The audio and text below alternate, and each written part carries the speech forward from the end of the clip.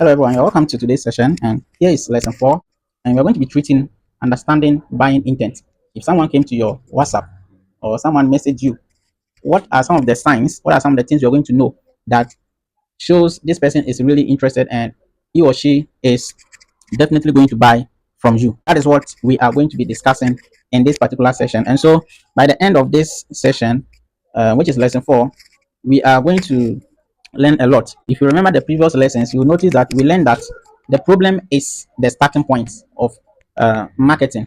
And so today we are going to move another step further so that you have to find someone who is really interested in what you are doing and not just be looking for wasting your time on people who are not interested in making money online. Now, one thing I want you to understand, if you are inside Data Wealth University, yes, and if you are watching this video, you probably join the program because you want to solve one problem, which is basically making money online, or probably knowing how to create better content, or you want to learn AI and all those stuff. So how do you know that someone who came to your DM is also looking for that same opportunity? That is how you're going to identify them.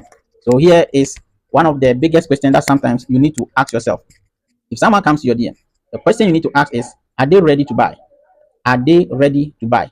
The answer is always not yes. That is what you need to understand.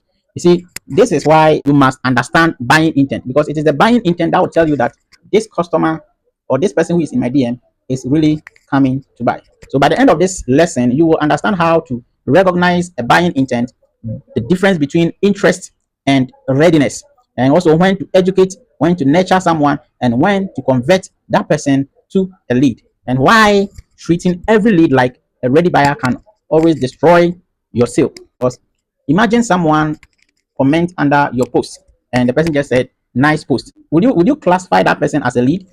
No. Okay, because you cannot tell.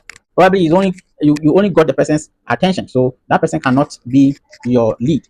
Practically, they have shown their attention, but they have not told you that they have a problem. They have not mentioned anything that they need a solution from you, or even they want to buy anything. So if you make this mistake by sending your affiliate link or sending your offer price to the person, you are going too fast. But because at this point you have skipped some important steps that you need to do, and which is, instead of just sending your price or anything, you need to start a conversation. Okay, so if someone came to your DM, the first thing you want to say is thank you. Which part did you find most useful from my content? Once they are able to answer you, now you are learning more about the problem or that person, and the problem they have. This is what good marketers do. They don't just guess, they make sure they investigate the research. So as a marketer, you need to do more research. You need to do more research. And there are three levels that you always need to focus. You need to think about